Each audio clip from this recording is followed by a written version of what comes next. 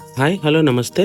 మ్యాథమెటిక్స్లో 30 వరకు స్క్వేర్స్ 20 వరకు క్యూబ్స్ అనేది అర్థమెటిక్ పార్ట్లో చాలా అవసరం.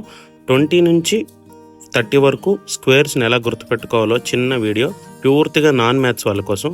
44, 48, 52, 57, 62, 67, 72, 78, 84, 90 ఈ నెంబర్స్కి 1 స్క్వేర్ 1, 2 స్క్వేర్ 4, 3 స్క్వేర్ 9,